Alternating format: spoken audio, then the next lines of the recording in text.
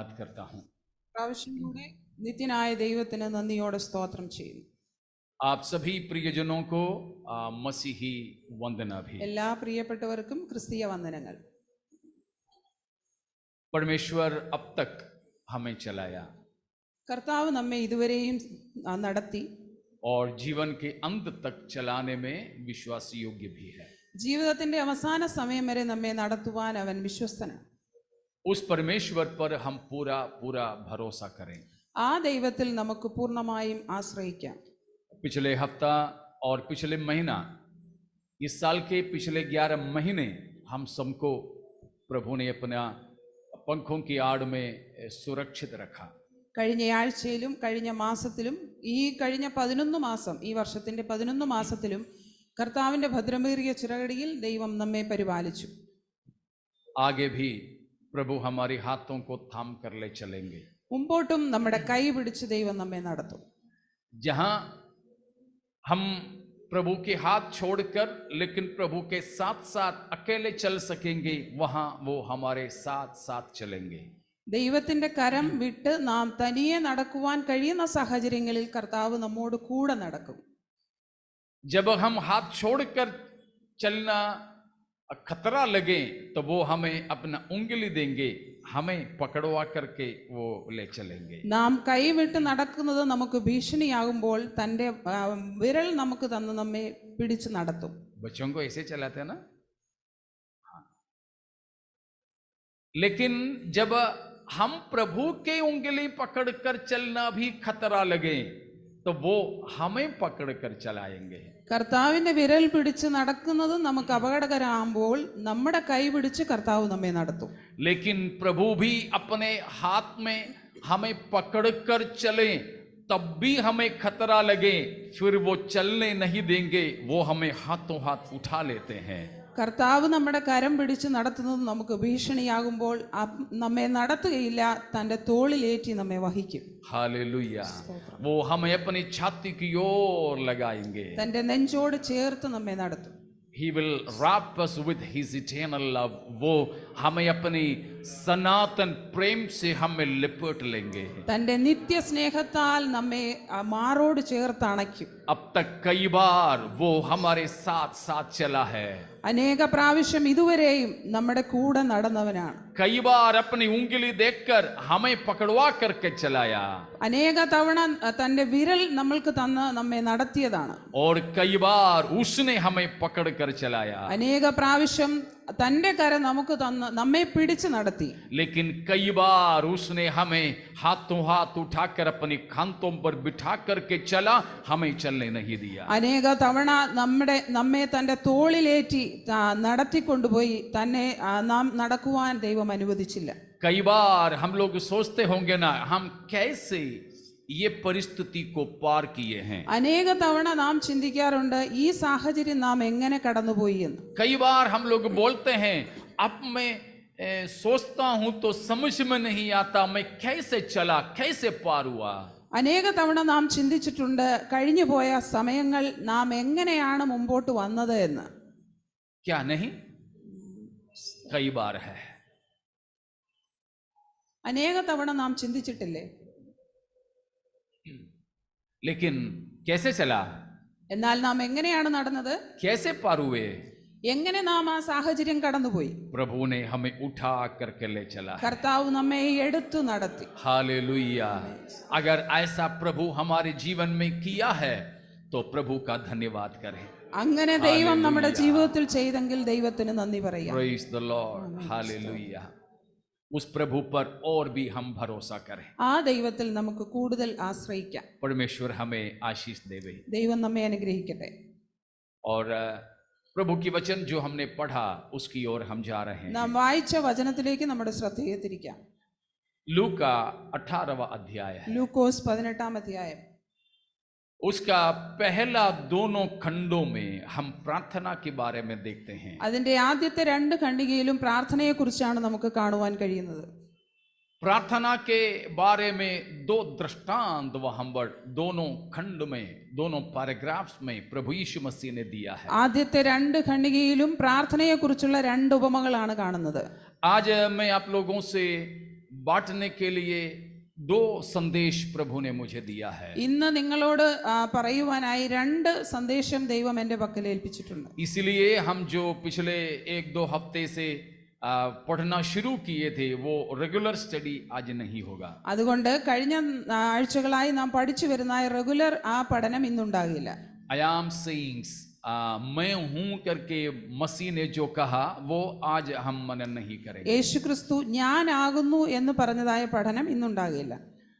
पहला हिस्सा आज हम इसी में से प्रार्थना के बारे में देखेंगे। ആദ്യത്തെ മെസ്സേജ് ഈ ഭാഗത്തിൽ നിന്ന് പ്രാർത്ഥനയെക്കുറിച്ച് നാം ചിന്തിക്കും. पिछले कुछ दिनों से उस विषय में परमेश्वर मुझसे बातें कर रहा था। കഴിഞ്ഞ ചില ദിവസങ്ങളായി ഈ വിഷയത്തോടനുബന്ധിച്ച് ദൈവം എന്നോട് സംസാരിക്കുന്നു.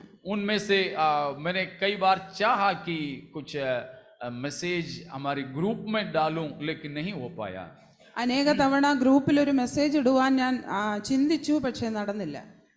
इसलिए फिर से कल परसों में भी होकर के उसी विषय में और भी एक प्रेरणा मिली तो मैं आप लोगों से उस विषय में बता रहा हूं। ഇന്നലെയും മിനിഞ്ഞാന്നുമായി അതേ വിഷയത്തിൽ വീണ്ടും ഒരു പ്രേരണ ഉണ്ടായതുകൊണ്ട് ആ വിഷയത്തെക്കുറിച്ച് സംസാരിക്കാൻ താല്പര്യപ്പെടുന്നു. प्रार्थना के बारे में हमें सिखाने के लिए अगर कोई योग्य व्यक्ति हो तो वो केवल हमारे प्रभु यीशु मसीह है। പ്രാർത്ഥനയെക്കുറിച്ച് നമ്മെ പഠിപ്പിക്കുവാൻ യോഗ്യനായിട്ട് ആരെങ്കിലും ഉണ്ടെങ്കിൽ അത് യേശുക്രിസ്തു മാത്രമാണ്. Jesus earthly life was characterized by a prayerfulness। मसीह की इस संसार की जीवन प्रार्थना की जीवन से पहचाना जा सकता है। യേശുക്രിസ്തുവിന്റെ ഈ ഭൂമിയിലുള്ള ജീവിതം പ്രാർത്ഥനാ ജീവിതത്തെ അധീനപ്പെടുത്തിയാണ് മനസ്സിലാക്കുവാൻ കഴിയുന്നത്. He was a man of prayer। ഒരു वो പ്രാർത്ഥനാ एक മനുഷ്യൻ, प्रार्थना का मनुष्य था। ഒരു പ്രാർത്ഥനാ മനുഷ്യനായിരുന്നു യേശുക്രിസ്തു. प्रभु यीशु मसीह है हमारे लिए प्रार्थना का एकदम नमूना। യേശുക്രിസ്തു മാത്രമാണ് നമുക്ക് പ്രാർത്ഥനയ്ക്കുള്ള ഏറ്റവും നല്ല ഉദാഹരണം. कई बात हम उसमें से सीखने के लिए होता है, യേശുവിന്റെ പ്രാർത്ഥനയിൽ നിന്ന് അനേക കാര്യങ്ങൾ നമുക്ക് പഠിക്കുവാൻ കഴിയും. लेकिन उसमें हम अभी नहीं जा रहे हैं। എന്നാൽ അതിലേക്ക് നാം ഇപ്പോൾ പോകുന്നില്ല. इस विषय को लगातार ले जाना भी फिलहाल मैं नहीं चाहूंगा। ഇതിനെ തുടർച്ചയായി കൊണ്ടുപോകുവാനും ഞാൻ താല്പര്യപ്പെടുന്നില്ല. और कुछ विषय हमने शुरू किया है तो उन सब खत्म होने के बाद अगर प्रभु की आगमन में देरी है तो उसमें हम चलेंगे। വേറെ ചിലത് നാം പഠിക്കുവാൻ തുടങ്ങിയതുകൊണ്ട് ആ കർത്താവിന്റെ വരവിന് താമസമെങ്കിൽ അത് തീർന്നതിന് ശേഷം നമുക്ക് ചിന്തിക്കാം. आज एक सत्र में कुछ बात आपके सामने रखता हूं। ആദ്യത്തെ ഭാഗത്തിൽ കുറച്ച് കാര്യങ്ങൾ ഞാൻ നിങ്ങളോട് പങ്കുവെക്കാൻ താല്പര്യപ്പെടുന്നു. प्रार्थना का मतलब क्या है? പ്രാർത്ഥനയുടെ അർത്ഥം എന്താണ്? उसका सबसे सरल मतलब ये है pouring out our heart before God। परमेश्वर के सामने अपना दिल को उंडेलना। ഏറ്റവും സരളമായ അർത്ഥം നമ്മുടെ ഹൃദയത്തെ ദൈവത്തിന്റെ മുമ്പിൽ ഒഴുക്കുക. एक आंटी को हम जानते हैं, ഒരു ആന്റിയെ നമുക്കറിയാം, एक बांझ औरत, ഒരു വിധവയായ സ്ത്രീ, മച്ചിയായ സ്ത്രീ, जिसकी कोई संतान नहीं थे, മക്കളില്ലാത്ത ഒരു സ്ത്രീ. लेकिन एक अच्छा पति था उसका। എന്നാൽ ഒരു നല്ല ഭർത്താവ് അവൾക്കുണ്ടായിരുന്നു.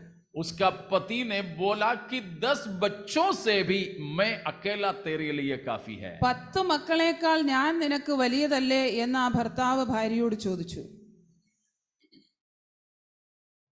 कौन है वो? ആരാണത്? Hannah, Hannah, aunty Hannah. Aunty Hannah. हम जानते हैं वो आखिरी में मंदिर गई। നമുക്കറിയാം അവസാനം അവൾ യഹോവയുടെ ആലയത്തിലേക്ക് ചെന്നു. मंदिर तो नहीं था लेकिन प्रार्थना भवन थी।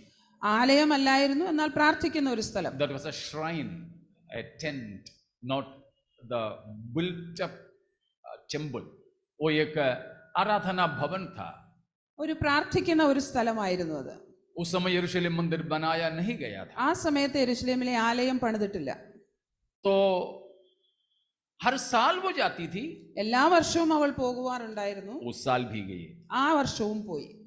वो बैठकर प्रभु से प्रार्थना की। അവൾ ഇരുന്ന് ദൈവത്തോട് പ്രാർത്ഥിക്കുവാൻ തുടങ്ങി. वहां का चीफ पास्टर वो देखा അവിടുത്തെ മുഖ്യ ഉപദേശി അത് കണ്ടു.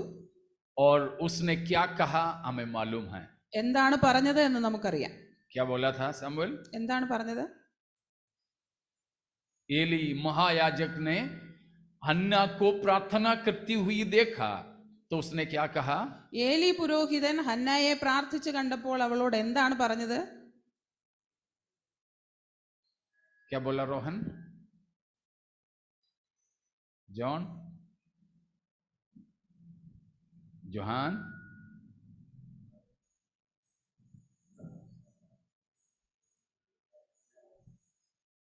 अभिषेक,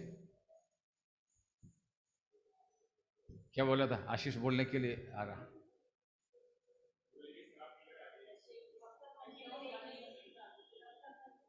हाँ, तेरा नशा उतर जाए, നിന്റെ ലഹരി ഇറങ്ങട്ടെ എന്നാണ് അവളോട് പറഞ്ഞത്. मतलब उसको क्या लगा?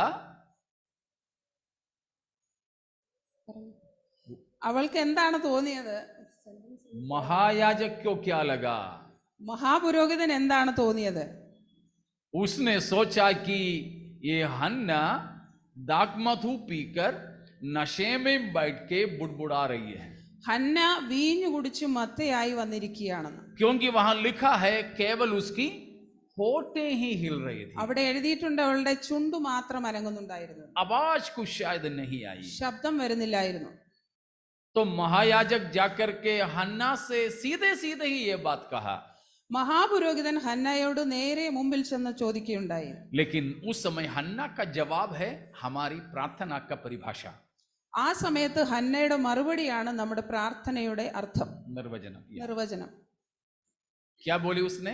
എന്താണ് ഹന്ന പറഞ്ഞത്? सुजीत ब्रदर क्या बोले? निकाला, पढ़ लीजिए।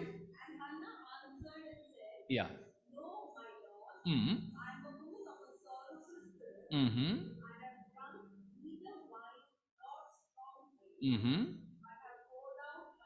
But I poured out my soul before the Lord. कौन सा वचन है? पहला सामुएल। हाँ, तो वहां पर हन्ना ने महायाजक को कहा, मैं एक दुखी स्त्री हूं। അവിടെ മഹാപുരോഹിതനോട് ഹന്ന പറയുന്നു, ഞാൻ വേദന അനുഭവിക്കുന്ന ഒരു സ്ത്രീയാണ്, इसीलिए मैं अपने मन को ना, दिल को, क्या लिखा? हृदय को उंडेल रही थी।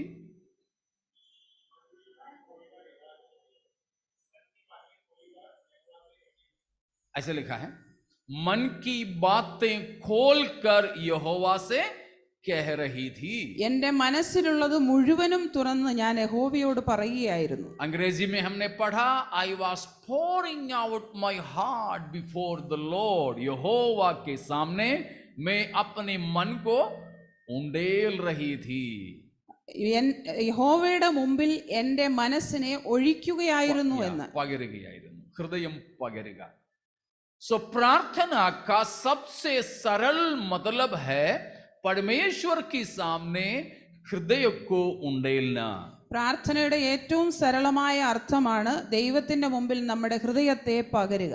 चाहे कितना भी दुख हमारे हृदय में भरा हो, वो हम अपने परमेश्वर के सामने खाली कर सकते हैं. നമ്മുടെ ഹൃദയത്തിൽ എത്ര തന്നെ ദുഃഖം നിറഞ്ഞാലും അത് ദൈവത്തിന്റെ മുമ്പിൽ ഒഴിക്കുവാൻ നമുക്ക് കഴിയും. हमें बहुत घनिष्ठ मित्र होंगे, നമുക്ക് ഏറ്റവും അടുത്ത മിത്രങ്ങൾ കാണും, उनसे हम अपने हृदय बांटते हैं, അവരോട് നാം നമ്മുടെ ഹൃദയത്തിലുള്ളത് പങ്കുവെക്കാറുണ്ട്. लेकिन सब कुछ उनसे नहीं बांट पाते हैं. എന്നാൽ എല്ലാം അവരോട് പറയുവാൻ കഴിയില്ല. आपके जीवन साथी होंगे, നമ്മുടെ ജീവിത പങ്കാളി കാണും, उनसे भी हम अपने हृदय बांटते हैं, അവരോടും നമ്മുടെ ഹൃദയം പങ്കുവെക്കാറുണ്ട്. लेकिन हर किसी से वो भी संभव नहीं. എന്നാൽ എല്ലാവർക്കും അതും നടക്കുകയില്ല.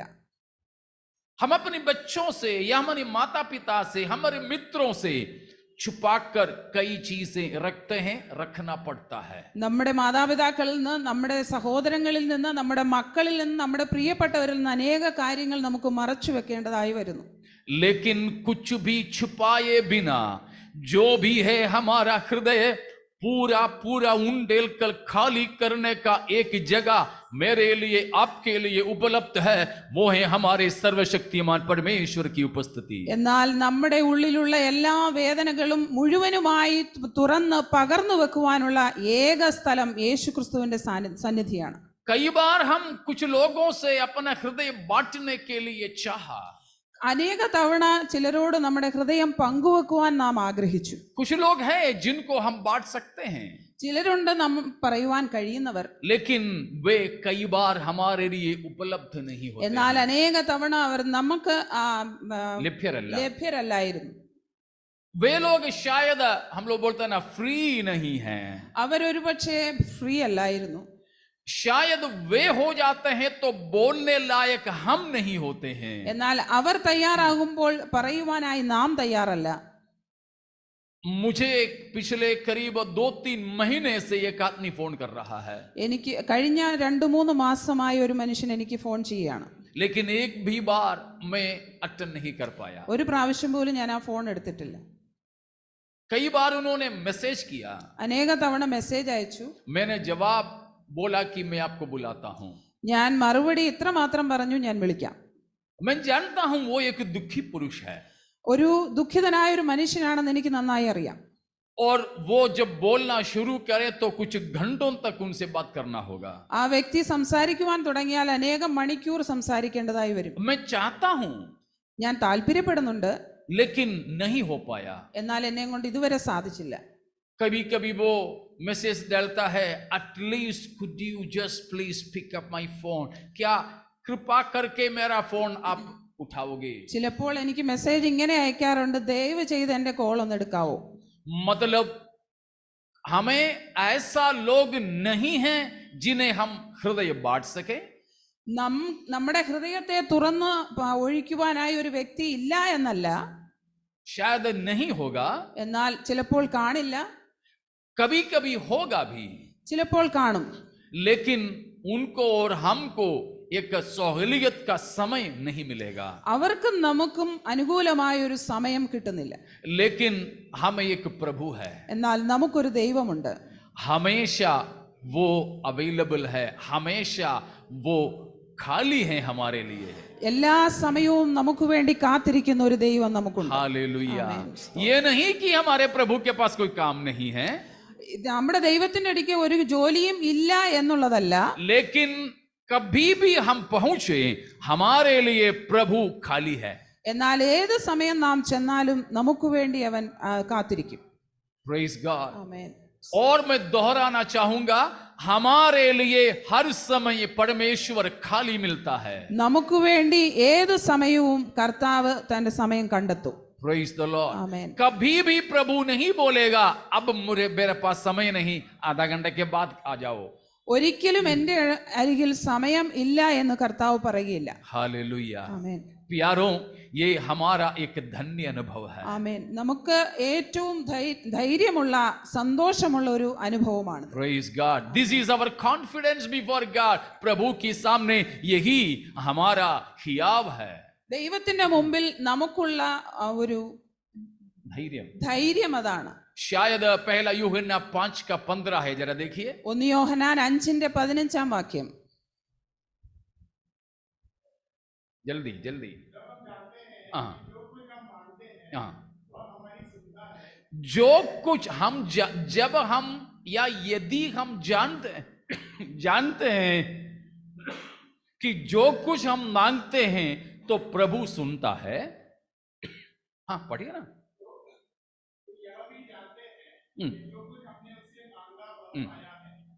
14 वचन पढ़िए। हाँ, हमें 5:14 है, हमें परमेश्वर के सामने जो हियाव होता है वो हियाव ये है, या कुछ मांगते हैं सुनता है। This is our confidence. ये हमारे लिए हियाव है। ഇതാണ് നമുക്കുള്ള ധൈര്യം. ये संसार के लोगों को नहीं है, ഈ ലോകത്തിലെ ജനത്തിന് ഇതില്ല, हमें है। നമുക്കുണ്ട്. चाहे हम झोपड़ी में रहें, നാം ഒരു കുടിലിൽ വസിച്ചാലും, 1 आरके में रहें, ഒരു മുറിയുള്ള വീട്ടിൽ വസിച്ചാലും, या एक बंगला में रहें, വലിയൊരു ബംഗ്ലാവിൽ താമസിച്ചാലും, भाड़े के मकान हो या खुद के, വാടകയ്ക്ക് താമസിച്ചാലും, സ്വന്തമായുള്ള വീട്ടിൽ താമസിച്ചാലും, कोटेस हो या फिर वैसे, ക്വാർട്ടർ ആയാലും അല്ലാതെയുള്ള വീടായാലും, प्यारों, हमेशा हमें एक हियाव है कि हमें एक परमेश्वर है जो हमारी सुनता है। നമ്മുടെ പ്രാർത്ഥന കേൾക്കുന്ന ഒരു ദൈവം ഉണ്ട് എന്നുള്ളത് നമുക്കുള്ള ഒരു ധൈര്യമാണ്. भजन संहिता 61 का पहला भी पढ़ लीजिए. സങ്കീർത്തനം 61:1. Yeah, Psalm 61:1. Yeah. Next verse. From the end of the earth, yeah, when my heart is overwhelmed, praise God. There are so many occasions our hearts will be overwhelmed because of the temptations and tempest of this world. इस संसार के प्रलोभनों के द्वारा और आंधी तूफानों के द्वारा कई बार हमारे हृदय വിചലിत हो जाते हैं. ഈ ലോകത്തിൽ നമുക്ക് അനുഭവപ്പെടുന്ന കൊടുങ്കാറ്റും തിരമാലകളും പലവിധമായ പ്രശ്നങ്ങളും കൊണ്ട് നാം പലപ്പോഴും ദുഃഖിച്ചു പോകുന്നവരാണ്, ഇടറിപ്പോകുന്നവരാണ്. हमारे हृदय कई बार कच्चे हो जाते हैं. നമ്മുടെ ഹൃദയം പലപ്പോഴും തകർന്നു പോകാറുണ്ട്. हमारे हृदय कई बार जो है उबलते पानी की समान उंडेले जाते हैं. നമ്മുടെ ഹൃദയം പലപ്പോഴും തിളയ്ക്കുന്ന വെള്ളം പോലെ ഒഴുകി പോകാറുണ്ട്. लेकिन ऐसा समय में हमें इधर उधर पटकने की या इधर उधर हमें जाने की आवश्यकता नहीं. एक ऐसा शरण स्थान है जिसके कदमों पर हम जा सकेंगे. അങ്ങനെയുള്ള സമയത്ത് നമുക്ക് അവിടെയും ഇവിടെയും അലയേണ്ട ആവശ്യമില്ല. എന്നാൽ നമ്മെ സഹായിക്കുന്ന നമ്മുടെ ശരണമായ ഒരു സ്ഥലമുണ്ട്. हालेलुया. मेरा हृदय थक जाता है, तब मैं क्या करूंगा? मेरा शरण स्थान, देखो ना क्या लिखा है, मेरा शरण स्थान परमेश्वर की ओर में पहुंच जाऊंगा. എന്റെ ഹൃദയം ക്ഷീണിക്കുമ്പോൾ ഞാൻ ഭൂമിയുടെ അറ്റത്തു നിന്ന് നിന്നെ വിളിച്ചപേക്ഷിക്കും. मैं प्रभु को दोहाई देता हूं. ഞാൻ കർത്താവിനോട് വിളിച്ചപേക്ഷിക്കും. कब? എപ്പോൾ? हृदय थक जाता है, ഹൃദയം ക്ഷീണിക്കുമ്പോൾ, टूट जाता है, തകർന്നു പോകുമ്പോൾ, बिखर जाता है. ചിന്നിച്ചിതറി പോകുമ്പോൾ. हालेलुया. ആമേൻ. हमें ये है हियाव. ഇതാണ് നമുക്കുള്ള ധൈര്യം. क्या है? എന്താണ്? प्रार्थनाओं को सुनने वाला, हमें जानने वाला एक परमेश्वर है. നമ്മെ നന്നായി അറിയുകയും നമ്മുടെ പ്രാർത്ഥന കേൾക്കുകയും ചെയ്യുന്ന ഒരു ദൈവം ഉണ്ട് എന്നുള്ളത്. हालेलुया. ആമേൻ. സ്തോത്രം. और एक बात यह है कि क्या हम प्रार्थना क्यों करते हैं? വേറൊരു കാര്യം ഇതാണ്, നാം എന്തുകൊണ്ടാണ് പ്രാർത്ഥിക്കുന്നത്? क्या इसलिए कि हमारी जरूरतें परमेश्वर को बता दें? നമ്മുടെ ആവശ്യങ്ങളെ ദൈവത്തോട് പറയുവാനാണോ നാം പ്രാർത്ഥിക്കുന്നത്? Just to inform our God of our necessities, requirements, हमारी आवश्यकताओं के बारे में परमेश्वर को सूचना देने के लिए? നമ്മുടെ ആവശ്യങ്ങളെ കുറിച്ച് ദൈവത്തെ അറിയിക്കുവാനായിട്ടാണോ നാം പ്രാർത്ഥിക്കാറുള്ളത്? जी जल्दी बोलिए ना, समय नहीं है. नहीं है. അല്ല. क्योंकि എന്തുകൊണ്ടെന്നാൽ हमारे परमेश्वर सर्वज्ञानी है. നമ്മുടെ ദൈവം സർവജ്ഞാനിയായ ദൈവമാണ്. Our God is a God with sovereign omniscience.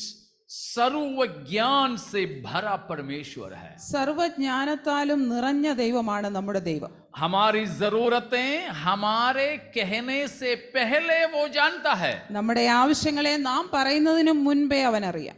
मत्ती 6:8. മത്തായി 6:8. मत्ती 6:8. हाँ.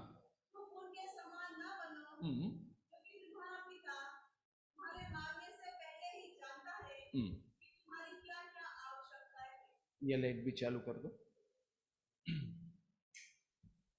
तुम अन्य जातियों के तरह ना हो. നിങ്ങൾ അന്യജാതികളെ പോലെ ആകരുത്. प्रार्थना करते समय वे बड़बड़ करते हैं, പ്രാർത്ഥിക്കുമ്പോൾ അവർ പിറുപിറുക്കുന്നു. बकबक करते हैं, അവർ പിറുപിറുക്കുന്നു. जल्पनम चाहिए. ജൽപ്പനം ചെയ്യും. तो उनके समान हम ना हो. നാം അവരെ പോലെ ആകരുത്. क्योंकि എന്തുകൊണ്ടെന്നാൽ हमें एक पिता है നമുക്കൊരു പിതാവുണ്ട്, जो हमारे मांगने से पहले हमारी जरूरतों को जानता है. നാം ആവശ്യപ്പെടുന്നതിന് മുമ്പേ നമ്മുടെ ആവശ്യങ്ങളെ അറിയുന്ന ഒരു പിതാവ്. इसीलिए परमेश्वर को हमारी जरूरत के बारे में बताने के लिए प्रार्थना करने की आवश्यकता नहीं है. അതുകൊണ്ട് നമ്മുടെ ആവശ്യങ്ങളെ ദൈവത്തോട് അറിയിക്കുവാൻ പ്രാർത്ഥിക്കേണ്ട ആവശ്യമില്ല. Praise God. ആമേൻ. और दूसरी बात, രണ്ടാമത്തെ കാര്യം, हम प्रार्थना ना करें तो कुछ चीजें हमें नहीं मिलेगा, നാം പ്രാർത്ഥിക്കാത്തത് കൊണ്ട് ചില കാര്യങ്ങൾ നമുക്ക് ലഭിക്കാതിരിക്കുമോ? वो भी नहीं. അങ്ങനെയുമില്ല. अब तक हमें जो चीजें मिला है उनमें से कितने चीजों के लिए हमने पहले प्रार्थना किए थे? ഇതുവരെ നമുക്ക് ലഭിച്ചതിൽ എത്ര കാര്യത്തിന് വേണ്ടി നാം പ്രാർത്ഥിച്ചു? हमें मिला हुआ सबसे पहला चीज, നമുക്ക് ലഭിച്ച ആദ്യത്തെ കാര്യം, हमें मिला हुआ सबसे पहला दान, നമുക്ക് ആദ്യം കിട്ടിയ ദാനം, salvation. No, our own existence, നമ്മുടെ തന്നെ നിലനിൽപ്പ്, हमारी पैदाइश, वही तो सबसे पहले, उसके बाद ही आता है उद्धार. നമ്മുടെ ജനനം, അതാണ് ഏറ്റവും പ്രധാനം. हमें से कितने लोग हैं प्रार्थना करने की वजह से पैदा हुए? പ്രാർത്ഥിച്ച് ജനിച്ച എത്ര പേർ നമ്മുടെ ഇടയിലുണ്ട്? कोई भी ആരെങ്കിലും ഉണ്ട്? नहीं. ഒരിക്കലുമില്ല. हम थे ही नहीं तो प्रार्थना कैसे करते हैं? നാം ഇല്ലാതെ ഇരുന്ന ആ സമയത്ത് നാം എങ്ങനെയാണ് പ്രാർത്ഥിക്കുക? तो हमारी पैदाइश सबसे पहला दान है हमारे लिए, वो भी हम बिना प्रार्थना किए मिला है. പ്രാർത്ഥിക്കാതെ ലഭിച്ചതാണ് നമ്മുടെ ജനനം തന്നെ. ठीक है. उसके बाद सबसे बड़ा दान जो हमें मिला है, അതിനുശേഷമായി നമുക്ക് ലഭിച്ച ഏറ്റവും വലിയ ദാനം जीसस क्राइस्ट. യേശുക്രിസ്തു. साल्वेशन से भी बढ़कर है सेवियर. രക്ഷ എന്നതിനേക്കാളും വലുതാണ് രക്ഷകൻ. या हमें उद्धार तो मिला दान स्वरूप, നമുക്ക് രക്ഷ ദാനമായി ലഭിച്ചു, लेकिन उससे बढ़कर है उद्धारकर्ता मिला. എന്നാൽ അതിനേക്കാളും വലുതാണ് രക്ഷകൻ എന്നുള്ളത്. हमारे किसकी प्रार्थना की बदौलत परमेश्वर ने पुत्र को दे दिया हमारे लिए? നമ്മുടെ ആരുടെ പ്രാർത്ഥന കേട്ടിട്ടാണ് പിതാവായ ദൈവം രക്ഷകനെ ഭൂമിയിലേക്ക് അയച്ചത്? नहीं, हमारी प्रार्थना की वजह से नहीं. നമ്മുടെ പ്രാർത്ഥന കൊണ്ടല്ല. और उसके बाद सबसे बड़ा दान, അതിനുശേഷമുള്ള ഏറ്റവും വലിയ ദാനം पवित्र आत्मा. പരിശുദ്ധാത്മാവ്. हम प्रार्थना करने की वजह से परमेश्वर ने पवित्र आत्मा को भेजा? നാം പ്രാർത്ഥിച്ചത് കൊണ്ടാണോ പരിശുദ്ധാത്മാവിനെ ഭൂമിയിലേക്ക് അയച്ചത്? नहीं. ഒരിക്കലുമല്ല. तो इस तरह का सबसे प्रथम और सबसे प्रधान दान कुछ भी हमारे प्रार्थना की वजह से हमें प्राप्त नहीं हुआ. ഇങ്ങനെയുള്ള പ്രധാനപ്പെട്ട ദാനങ്ങളും എല്ലാം നാം പ്രാർത്ഥിച്ചത് കൊണ്ടോ ലഭിച്ചതല്ല നമുക്ക്. और अभी का भौतिक चीजों को देखिए. ഇപ്പോഴുള്ള ഭൗതിക കാര്യങ്ങളെ കുറിച്ച് ചിന്തിക്കാം. मेरी पत्नी मेरे साथ खड़ी है, എന്റെ ഭാര്യ എന്റെ അടുത്ത് നിൽപ്പുണ്ട്. लेकिन मैंने इनको पाने के लिए प्रार्थना नहीं किया था. ഞാൻ ഒരിക്കലും ലഭിക്കുവാനായിട്ട് പ്രാർത്ഥിച്ചില്ല. मुझे शादी करना प्रभु, मुझे एक पत्नी दे, मैंने नहीं किया प्रार्थना. എനിക്ക് വിവാഹം കഴിക്കണം, എനിക്കൊരു ഭാര്യയെ തരണേ എന്ന് ഞാൻ ഒരിക്കലും പ്രാർത്ഥിച്ചിട്ടില്ല. परमेश्वर ने 2 बच्चे दिए, ദൈവം 2 തലമുറകളെ തന്നു. मैंने प्रार्थना नहीं किया था मुझे बच्चे चाहिए, ഞാൻ പ്രാർത്ഥിച്ചിട്ടില്ല എനിക്ക് തലമുറകളെ വേണമെന്ന്. लड़के चाहिए, मैंने प्रार्थना नहीं किया. ആൺമക്കൾ വേണമെന്നും പ്രാർത്ഥിച്ചിട്ടില്ല. अभी लड़कियां नहीं हैं तो एक लड़की मिल जाए, वो भी मैंने नहीं चाहा. പെൺകുട്ടികളില്ല, അതുകൊണ്ട് ഒരു പെൺകുട്ടി വേണം എന്നും പ്രാർത്ഥിച്ചിട്ടില്ല. पिछले हफ्ता भी मैंने सोचा क्या मेरे मन में कहीं मर भी है, क्या दिल की गहराई में कहीं ऐसा है एक लड़की होता तो. കഴിഞ്ഞ ആഴ്ച ഞാനിങ്ങനെ ചിന്തിക്കുകയുണ്ടായി, എൻ്റെ മനസ്സിന്റെ ആഴങ്ങളിൽ എവിടെയെങ്കിലും ഉണ്ടോ ഒരു പെൺകുട്ടി ഉണ്ടായിരുന്നെങ്കിൽ എന്ന്. नहीं, मैंने ये कुछ भी नहीं मांगा. ഒരിക്കലും ഞാൻ അതൊന്നും ചോദിച്ചിട്ടില്ല. कुछ भी मैंने नहीं मांगा. ഒന്നും ദൈവം ചോദിച്ചിട്ടില്ല. ये सब कुछ मेरे पास में है, वो सब कुछ परमेश्वर अपनी तरफ से मेरी प्रार्थना की बिना दिया है. എൻ്റെ പ്രാർത്ഥന പോലും ഇല്ലാതെ എൻ്റെ കൈക്കലുള്ളതെല്ലാം ദൈവം തന്നതാണ്. आप लोगों के जीवन में भी ऐसे नहीं? നിങ്ങളുടെ ജീവിതത്തിലും അതുപോലെയല്ലേ? नहीं? हाँ, जरूर कुछ लोगों ने शादी के लिए प्रार्थना किया होगा परमेश्वर की इच्छा के अनुसार, वो बात अलग है. लेकिन हमें प्रभु ने दिया हुआ सब प्रकार के दान परमेश्वर हमारे बिना मांगे दिया है. ചിലപ്പോൾ ചിലർ ഒരു വിവാഹത്തിനു വേണ്ടി പ്രാർത്ഥിച്ചു കാണും. എന്നാലും നമ്മുടെ ജീവിതത്തിലുള്ള ദാനങ്ങളെ പറ്റി നാം ചിന്തിക്കുകയാണെങ്കിൽ നാം ഒരിക്കലും പ്രാർത്ഥിക്കാതെ ലഭിച്ചതാണ്. अगर ऐसा है तो प्यारो, हम किसी बात के लिए प्रभु से मांगा नहीं करके प्रभु ने अब तक ऐसा कोई दान हमारे लिए रोक नहीं रखा है. നാം ചോദിച്ചില്ല എന്ന് വെച്ച് കർത്താവ് ഒരിക്കലും നമ്മുടെ ആവശ്യങ്ങളെ നിറവേറ്റാതെ ഇരുന്നിട്ടില്ല. इसीलिए इस बात को भी जान लीजिए, हम प्रार्थना में प्रभु से मांगे नहीं तो भी हमारे सारे आवश्यकताओं को पहले से जानकर समय समय पर प्रभु हमें देता रहेगा. നമ്മുടെ ആവശ്യങ്ങൾ നാം പ്രാർത്ഥനയിൽ ദൈവത്തിന്റെ സന്നിധിയിൽ വെച്ചില്ല എങ്കിലും സമയാസമയങ്ങളിൽ നമ്മുടെ ആവശ്യങ്ങളെ നമ്മുടെ ദൈവം നിറവേറ്റി തരും. इतना लेकिन करना, എന്നാൽ ഇത്രയും നമുക്ക് ചെയ്യേണ്ടതായിട്ടുണ്ട്. प्रभु आप मेरा पिता है, കർത്താവെ അങ്ങ് എൻ്റെ പിതാവാണ്. आप मेरी जरूरतों को मेरे से भी अच्छे से जानता है. എൻ്റെ ആവശ്യങ്ങൾ എന്നേക്കാൾ ഉപരിയായി അങ്ങേക്കറിയാം. समय समय पर आप मेरा सब कुछ देने वाला है. സമയാസമയങ്ങളിൽ എനിക്ക് വേണ്ടി സകലതും ചെയ്യുന്നവനാണ്. इसीलिए मैं आपको धन्यवाद देता हूं. അതുകൊണ്ട് ഞാൻ ദൈവത്തെ സ്തുതിക്കുന്നു. ये है फिलिपियों 4 का 6-7 का मतलब. ഇതാണ് ഫിലിപ്പിയർ 4:6-7 വാക്യങ്ങളുടെ അർത്ഥം. निकाला है तो जल्दी पढ़िए. या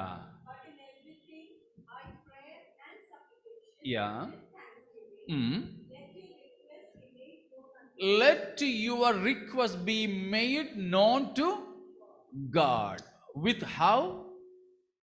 With thanksgiving, prayers and supplications. എല്ലാറ്റിനും പ്രാർത്ഥനയാലും അപേക്ഷയാലും നിങ്ങളുടെ ആവശ്യങ്ങൾ സ്തോത്രത്തോടുകൂടെ ദൈവത്തോട് അറിയിക്കുകയത്രേ വേണ്ടത്. कैसे? എങ്ങനെയാണ്? धन्यवाद के साथ. സ്തോത്രത്തോടുകൂടെ. कैसे?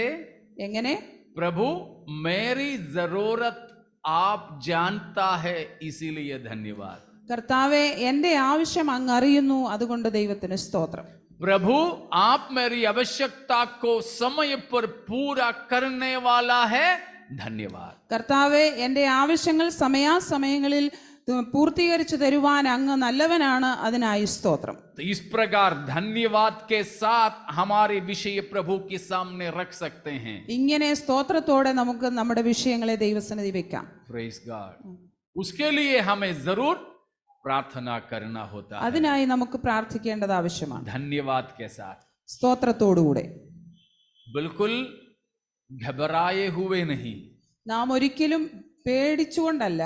हाँ, कई बार हमारे प्रार्थना घबराहट की वजह से होता है ना. അനേക തവണ നമ്മൾ ഭയം നമ്മുടെ ഉള്ളിലുള്ളത് കൊണ്ടാണ് നാം പ്രാർത്ഥിക്കുന്നത്.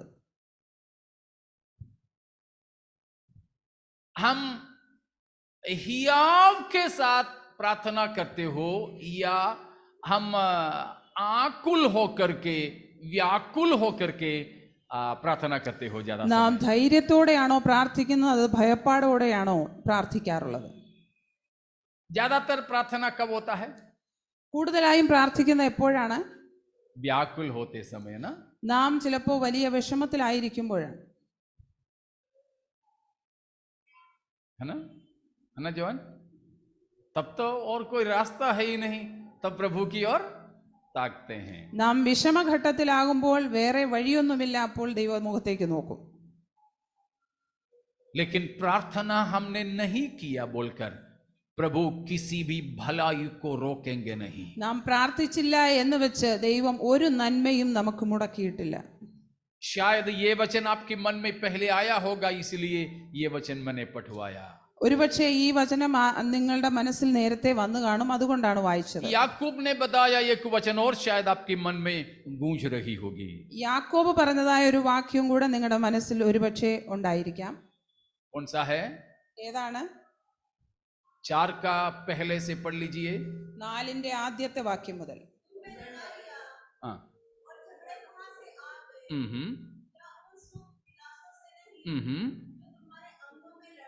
हाँ. लालसा तो करते हैं मगर मिलता नहीं.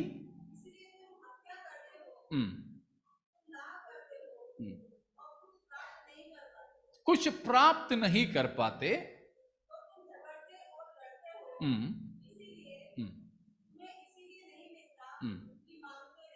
तुम्हें इसलिए नहीं मिलता कि तुम मांगते नहीं. हाँ, तुम मांगते भी हो तो पाते नहीं, क्यों? इसीलिए बुरी इच्छा से मांगते हैं। शायद वो वचन भी आपके मन में आया होगा कि याकूब ने कहा है कि यीशु मसीह का अर्थ भाई है ये याकूब। യാക്കോബിന്റെ ലേഖനത്തിൽ ഈ വാക്യവും ഒരുപക്ഷെ നിങ്ങളുടെ മനസ്സിലുണ്ടായിരിക്കും. യാക്കോബ് എന്ന് പറയുന്ന യേശുവിന്റെ അർദ്ധ സഹോദരനാണ്, हाफ ब्रदर। അർദ്ധ സഹോദരൻ. ये याकूब भी बड़ा प्रार्थना का मनुष्य था। ഈ യാക്കോബും വലിയ പ്രാർത്ഥിക്കുന്ന ഒരു മനുഷ്യനായിരുന്നു. याकूब के बारे में कुछ दिन पहले मैंने शायद आपको बोला था, ए मैन विथ कैमल्स नीज, ऊंट की घुटने वाला मनुष्य कहलाता है। യാക്കോബിനെ കുറിച്ച് നാം ചില ദിവസങ്ങൾക്ക് മുമ്പ് ചിന്തിക്കുകയുണ്ടായി, ഒട്ടകത്തിന്റെ മുട്ട് ഉള്ളവനായ ഒരു വ്യക്തിയെന്ന്. घुटनों पर बैठकर प्रार्थना करने की वजह से उसकी घुटना जो है ऊंट की घुटना जैसा, क्या बोलते उसको, തഴമ്പൻ എന്താ പറയുന്നത്,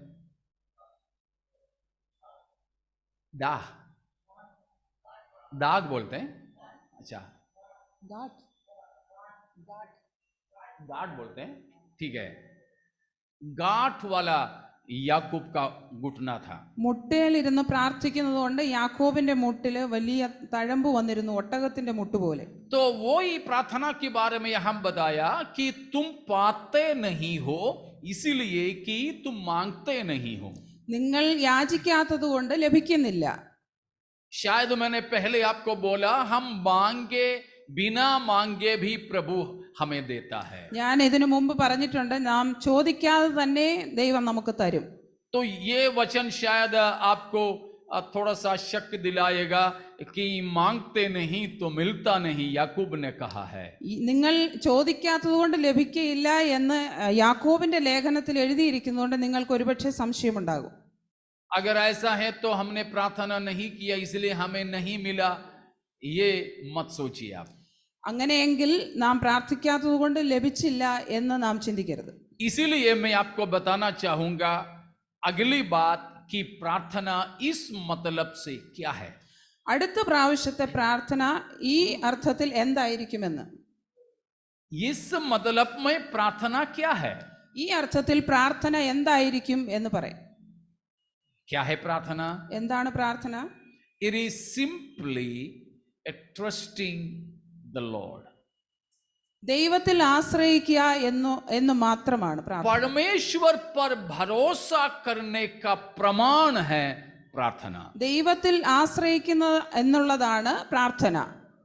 तो यहां याकूब ने बताया कि तुम्हें इसीलिए नहीं मिलता कि तुम मांगते नहीं हो, मतलब यह है कि तुम परमेश्वर पर भरोसा नहीं करते हो इसलिए तुम्हें नहीं मिलता। ഇവിടെ യാക്കോബ് പറയുന്നു, നിങ്ങൾ യാചിക്കുന്നില്ല അതുകൊണ്ട് നിങ്ങൾക്ക് ലഭിക്കുന്നില്ല. അതിന്റെ അർത്ഥം ഇതാണ്, നിങ്ങൾ കർത്താവിൽ ആശ്രയിക്കുന്നില്ല അതുകൊണ്ട് നിങ്ങൾക്ക് ലഭിക്കുന്നില്ല. So prayer proves our trust in the Lord. प्रार्थना परमेश्वर पर हमारे भरोसे को प्रमाणित करता है. പ്രാർത്ഥന നമുക്ക് ദൈവത്തിലുള്ള ആശ്രയത്തെ സ്ഥാപിക്കുന്ന ഒന്നാണ്. समझ में आ रहा है ना? മനസ്സിലായല്ലോ? तो प्रार्थना हमें हमारे आशा और हमारे क्या बोलते हैं इच्छाओं के आपूर्ति का जरिया नहीं है. നമ്മുടെ ഇഷ്ടങ്ങളുടെ പൂർത്തീകരണത്തിനുള്ള ഒരു മാർഗമല്ല പ്രാർത്ഥന. Prayer is not the media to fulfill our lustful desires. हमारे चाहतों की आपूर्ति करने का माध्यम नहीं है प्रार्थना. നമ്മുടെ ഭോഗങ്ങളിൽ ചിലവാക്കേണ്ടതിനുള്ള ഒരു മാധ്യമമല്ല പ്രാർത്ഥന എന്നുള്ളത്. समझ में आ रहा ना? മനസ്സിലാവുന്നുണ്ടല്ലോ? कई बार हम क्यों प्रार्थना करते हैं? അനേക തവണ നാം എന്തിനാണ് പ്രാർത്ഥിക്കുന്നത്? किस लिए प्रार्थना करते हैं? എന്തിനു വേണ്ടിയാണ് നാം പ്രാർത്ഥിക്കാറുള്ളത്? हमारी इच्छाओं को पूरा करने के लिए. നമ്മുടെ ഇഷ്ടങ്ങളുടെ പൂർത്തീകരണത്തിനായി. हम जो चाहते हैं वो पाने के लिए. നാം ആഗ്രഹിക്കുന്നതെല്ലാം ലഭിക്കുവാനായി. हमारे लालच को पूरा करने के लिए. നമ്മുടെ അത്യാഗ്രഹങ്ങൾ പൂർത്തീകരിക്കുവാനായി. ये नहीं है प्रार्थना। ഇതല്ല പ്രാർത്ഥന. फिर क्या है? പിന്നീട് എന്താണ് പ്രാർത്ഥന? दो परिभाषा हमने अभी देखा। രണ്ടർത്ഥങ്ങൾ നാം നോക്കുകയുണ്ടായി. पहला परिभाषा हमारे हृदय को उंडेलना, ആദ്യത്തേത് നമ്മുടെ ഹൃദയത്തെ പകരുക. दूसरा अभी हमने देखा परमेश्वर पर हमारी भरोसा, രണ്ടാമത്തേത് നാം ഇപ്പോൾ കണ്ടു ദൈവത്തിലുള്ള ആശ്രയം. और तीसरी बात മൂന്നാമത്തേത് प्रार्थना क्या है പ്രാർത്ഥന എന്താണ്? और प्रार्थना किस लिए है? പ്രാർത്ഥന എന്തിനു വേണ്ടിയിട്ടാണ്? Just to inquire God's will, परमेश्वर की इच्छा को जानने की माध्यम है। ദൈവത്തിന്റെ ഇഷ്ടത്തെ അറിയുവാനുള്ള മാധ്യമമാണ് പ്രാർത്ഥന. हमारे इच्छाओं की आपूर्ति का माध्यम नहीं, परंतु परमेश्वर की इच्छा को जानने का जरिया है। നമ്മുടെ ഇഷ്ടങ്ങളുടെ പൂർത്തീകരണത്തിനുള്ള മാധ്യമമല്ല പ്രാർത്ഥന, ദൈവത്തിന്റെ ഇഷ്ടത്തെ അറിയുവാനുള്ള മാധ്യമമാണ് പ്രാർത്ഥന. Praise God. कई बार हम परमेश्वर की इच्छा को जानते नहीं, അനേക പ്രാവശ്യം നാം ദൈവത്തിന്റെ ഇഷ്ടത്തെ അറിയുന്നില്ല. इसीलिए प्रार्थना में हम परमेश्वर से मांगते हैं, प्रभु अपनी इच्छा मुझे प्रकट कर दे। അതുകൊണ്ട് നാം അനേക തവണ പ്രാർത്ഥിക്കാറുണ്ട്, കർത്താവേ അങ്ങയുടെ ഇഷ്ടം എനിക്ക് വെളിപ്പെടുത്തി തരണമെന്ന്. हमारे प्रत्येक जिंदगी के आवश्यकताओं के, जीवन की पहलुओं के विषय में प्रभु से हम परमेश्वर की इच्छा को मांग सकते हैं। നമ്മുടെ ജീവിതത്തിന്റെ സാഹചര്യങ്ങളെയും മറ്റ് എല്ലാത്തിനു വേണ്ടി നമുക്ക് ദൈവത്തോട് തന്റെ ഇഷ്ടത്തെ ചോദിക്കുവാനായി കഴിയും. कुछ दिन पहले मैं एक पास्टर से मिला, കുറച്ചു ദിവസം മുമ്പ് ഞാനൊരു ദേവദാസനെ കാണുവാനായിട്ട് ഇടയായി. उनका चर्च बिल्डिंग का काम चालू है। ആ ദേവദാസന്റെ ചർച്ചിന്റെ പണി നടക്കുകയാണ്. रिनोवेशन चल रहा है कि उसको क्या बोलते हैं, मरम्मत कर रहे हैं। പുതുക്കി പണിയാണ്. तो उस पास्टर ने बोला कि ये मकान गिरने पर है, ആ ദേവദാസൻ പറയുകയുണ്ടായി ഇത് വീഴുവാൻ പോകുന്നു. इसीलिए चर्च वालों ने सोचा कि उसको तोड़ कर नया बनाए। അതുകൊണ്ട് സഭാവിശ്വാസികൾ ചിന്തിച്ചു അത് പൊട്ടിച്ച് പുതിയതുണ്ടാക്കാം. तो पास्टर ने चर्च में उपवास की घोषणा किया, 7 दिन हम परमेश्वर की इच्छा को जाने कि ये तोड़ के बनाना है या इसको रखे रखे मरम्मत करना है। ദേവദാസൻ സഭയിൽ 7 ദിവസത്തെ ഉപവാസം പ്രഖ്യാപിച്ചു. ഇത് പൊട്ടിച്ചിട്ട് പണിയണോ അതോ ഇത് ഇങ്ങനെ തന്നെ ഇരുന്നു കൊണ്ട് അതിനെ റിപ്പയർ ചെയ്യണമോ? पास्टर ने बोला, 6वां दिन परमेश्वर ने बात किया, बोला कि ये तोड़ करके नया बना लो। ദേവദാസൻ ഇപ്രകാരം പറഞ്ഞു, 6ാം ദിവസം ദൈവം സംസാരിച്ചു, ഇത് പൊട്ടിച്ചിട്ട് പുതുതായി പണിയാം. कलीसिया में जो भी आए सबको उत्साह बढ़ा। സഭയിൽ വന്ന എല്ലാവർക്കും വലിയ താല്പര്യമായി. इस तरह हमारे जीवन की छोटी मोटी मामूली चीजों में भी परमेश्वर की इच्छा को जानने के लिए हमें प्रार्थना की जरूरत है। ഇങ്ങനെയുള്ള നമ്മുടെ ജീവിതത്തിലെ ചെറിയ ചെറിയ ആവശ്യങ്ങൾക്ക് പോലും ദൈവത്തിന്റെ ഇഷ്ടം അറിയുവാൻ നമുക്ക് പ്രാർത്ഥിക്കുവാൻ കഴിയും. इसीलिए प्रार्थना का दूसरा एक पर्याय वचन है, അതുകൊണ്ട് പ്രാർത്ഥനയുടെ പര്യായ വചനമായി വേറൊരു വാക്കുണ്ട്, इंक्वायरिंग ऑफ द लॉर्ड, परमेश्वर को खोजना या ढूंढना। ദൈവത്തെ അന്വേഷിക്കുക. या प्रार्थना में enquiring the Lord in prayer, परमेश्वर को या परमेश्वर की इच्छा को प्रार्थना के जरिए ढूंढना या खोजना। ദൈവത്തിന്റെ ഇഷ്ടത്തെ പ്രാർത്ഥനയിലൂടെ അന്വേഷിക്കുക. ये है अभी कितने परिभाषा हो गया? 4, ठीक है। 5वां, അഞ്ചാമത്തെ പരിഭാഷ. प्रार्थना फिर से मैं बताता हूं, हमारे दिल की ख्वाहिश पूरा करने और परमेश्वर पर दबाव डालने के लिए नहीं है। വീണ്ടും ഞാൻ പറയട്ടെ, നമ്മുടെ ഹൃദയത്തിലെ ആഗ്രഹങ്ങളെ നിവർത്തീകരിക്കുവാനായി ദൈവത്തോട് പറയുന്നതല്ല പ്രാർത്ഥന. 5वां, परंतु ये है कि 14 भाग में प्रभु को हमने खोजा तो प्रभु हमें बताते हैं अपनी इच्छा, उस इच्छा के लिए संपूर्ण समर्पण करना होता है प्रार्थना। ദൈവത്തിന്റെ ഇഷ്ടത്തിനു വേണ്ടി നമ്മെ പൂർണ്ണമായും സമർപ്പിക്കുന്നതാണ് പ്രാർത്ഥന. या prayer is submission, a complete wholehearted submission of our will unto that of God. हमारे इच्छाओं को हमारे उद्देश्यों को परमेश्वर की इच्छा और उद्देश्य के लिए पूरा पूरा समर्पित करना है. നമ്മുടെ ഇഷ്ടങ്ങളെയും നമ്മുടെ ഉദ്ദേശങ്ങളെയും ദൈവത്തിന്റെ ഇഷ്ടത്തിനായി സമ്പൂർണ്ണമായും സമർപ്പിക്കുന്നതാണ് പ്രാർത്ഥന. अभी मैंने बोला ना, पास्टर 7 दिन उपवास पूरी कलीसिया को बुलाया किया, 6वां दिन प्रभु ने उनसे बातें किया. ഞാനിപ്പോൾ പറയുണ്ടായി, ദേവദാസൻ സഭയെ മുഴുവനുമായി വിളിച്ചുകൂട്ടി ഉപവസിച്ചു, പ്രാർത്ഥിച്ചു, 6ാം ദിവസം ദൈവം സംസാരിച്ചു. लेकिन पास्टर मुझे बता रहा था, पास्टर उपवास प्रार्थना 7 दिन का हो गया, उसके बाद उनका विश्वास चला गया. ദേവദാസൻ ഇങ്ങനെ എന്നോട് പറയുണ്ടായി, 7 ദിവസത്തെ ഉപവാസം കഴിഞ്ഞു, അതിനുശേഷം അവരുടെ വിശ്വാസം പോയി. इसलिए तोड़ के नहीं बनाया, जो गिर रहा था उसको वैसे के वैसे रखे, कुछ मरम्मत करके अब पेंटिंग चल रहा है. അതുകൊണ്ട് പൊട്ടിച്ച് പണിഞ്ഞില്ല, അങ്ങനെ തന്നെ ആ ബിൽഡിങ്ങിനെ വെച്ചുകൊണ്ട് അതിൽ റിപ്പയർ ചെയ്ത് പെയിന്റിങ് നടക്കുന്നു. प्रार्थना का चौथा हिस्सा प्रभु की इच्छा जानने के लिए. 4ാമത്തെ അർത്ഥം ദൈവത്തിന്റെ ഇഷ്ടത്തെ അറിയുന്നതിന് വേണ്ടിയായിരുന്നു. 5वां, 5ാമത്തേത് उस जाना हुआ इच्छा के लिए समर्पण करना. അങ്ങനെ അറിഞ്ഞതായ ദൈവ ഇഷ്ടത്തിന് വേണ്ടി സമ്പൂർണ്ണമായും സമർപ്പിക്കുക. वो शायद एक दिन में नहीं होगा, അതൊരുപക്ഷെ ഒരു ദിവസം കൊണ്ട് നടക്കുകയില്ല. वो हमें लगातार करना होगा. അത് നമ്മെ തുടർച്ചയായി ചെയ്യേണ്ടത് ആവശ്യമാണ്. क्योंकि हमारा जो स्वयं, हमारा जो प्राण, हमारा जो मन, हमारा जो शारीरिकता परमेश्वर की इच्छा के अधीन नहीं होता है.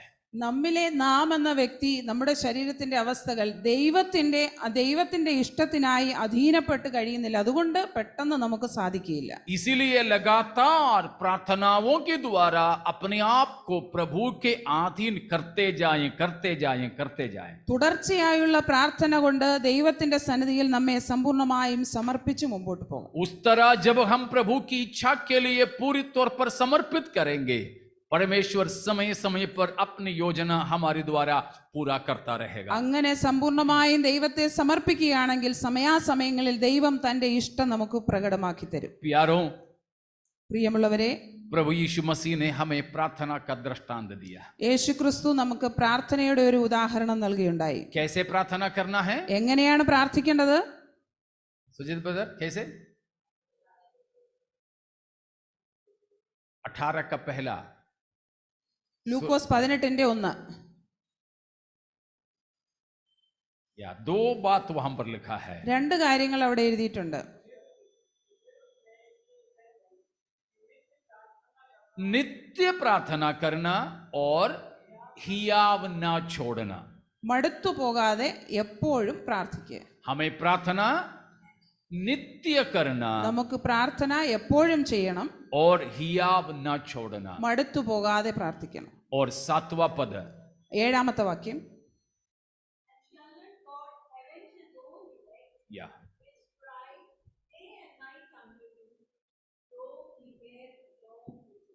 Praise God.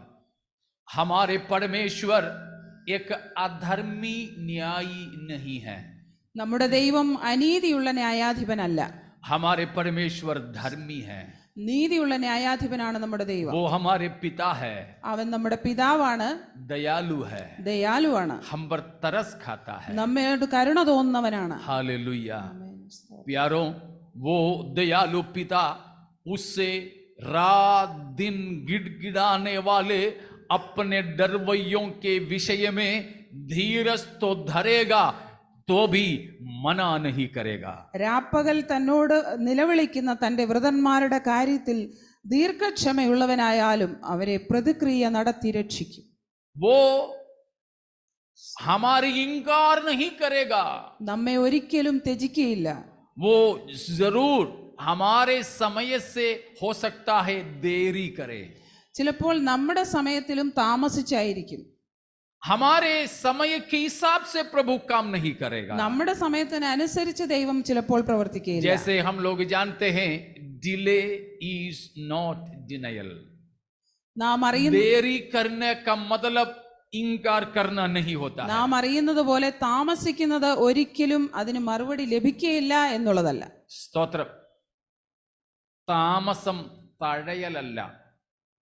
प्रभु शायद देर करेंगे, ചിലപ്പോൾ ദൈവം താമസിക്കും, लेकिन त्यागेंगे नहीं. ഉപേക്ഷിക്കുകയില്ല. लेकिन तब तक हम प्रार्थना में लगे रहें। എന്നാൽ അന്നുവരെയും പ്രാർത്ഥന മടുത്തുപോകാതെ പ്രാർത്ഥിക്കാം. हम निरंतर रात दिन गिड़गिड़ाते रहें। രാവും പകലും ദൈവത്തോട് നിലവിളിക്കാം. ये मत सोचे कि हमारे ज्यादा बोलने से प्रभु कर रहे हैं, നമ്മുടെ അധികമായുള്ള വാക്കുകൾ നിമിത്തം കർത്താവ് കേൾക്കുമെന്ന് ചിന്തിക്കരുത്. लेकिन इसीलिए कि प्रभु की इच्छा जानकर उसके लिए हम अधीन होते जाएंगे, जरूर प्रभु हमारी लिए कार्य करेंगे। ദൈവത്തിന്റെ ഇഷ്ടം അറിഞ്ഞ ആ ഇഷ്ടത്തിന് അധീനപ്പെട്ട് നാം പ്രാർത്ഥിക്കുകയാണെങ്കിൽ നമ്മുടെ പ്രാർത്ഥന ദൈവം കേൾക്കും. इसीलिए आओ हम पिछले दिनों से ज्यादा प्रार्थना के लिए कमर कसें। പ്രിയമുള്ളവരെ, നമുക്ക് കഴിഞ്ഞ ദിവസങ്ങളെക്കാൾ ഉപരിയായി പ്രാർത്ഥനയ്ക്കായി നമുക്ക് ഒരുങ്ങാം. घुटना टेकें, മുട്ടുമടക്കാം. प्रभु की ओर हमारे आंखों को उठाएं, കർത്താവിങ്കിലേക്ക് നമ്മുടെ കണ്ണുകളെ ഉയർത്താം. हमारे हाथों को फैलाएं, നമ്മുടെ കൈകളെ ദൈവത്തിങ്കിലേക്ക് മലർത്താം. जोड़े, കൈകളെ കൂപ്പാം.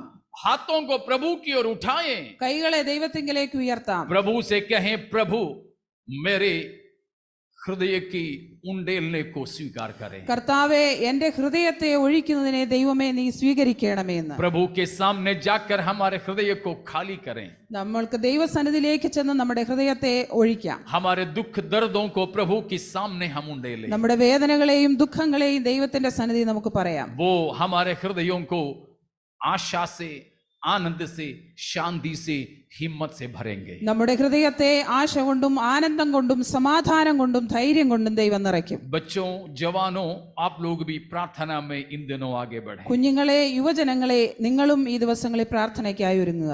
Set apart times for prayer. പ്രാർത്ഥനയ്ക്ക് വേണ്ടി നിങ്ങളുടെ സമയങ്ങളെ ചിലവഴിക്കുക. Don't be sticking on to the timetable. ഒരിക്കലും आप अपने प्रार्थना का कुछ टाइम टेबल होता ना, सुबह शाम वाला, वो उस पर, उन खुराकों पर ही आप जुड़े ना रहें। രാവിലെയും വൈകുന്നേരവും പ്രാർത്ഥിക്കുന്ന നിങ്ങളുടെ ടൈം ടേബിൾ അനുസരിച്ചുള്ള പ്രാർത്ഥനയിലേക്ക് നിങ്ങൾ പോകാതെ समय को ढूंढ निकाले, बीच बीच में प्रभु से प्रार्थना करें। സമയത്തെ കണ്ടെത്തി ഇടയ്ക്കിടയ്ക്ക് ദൈവത്തിങ്കിലേക്ക് ചെല്ലുക. नौकरी, यात्रा, काम, पढ़ाइयों के बीच में भी दिल को प्रभु के सामने उंडेलें। ജോലിയിലും യാത്രകളിലും എന്ത് പഠനത്തിന്റെ നടുവിലായാലും കർത്താവിന് വേണ്ടി സമയം ചിലവഴിക്കുക. मसीह यीशु का नमूना, याकूब का नमूना अपनाते हुए प्रार्थना में आगे बढ़ें।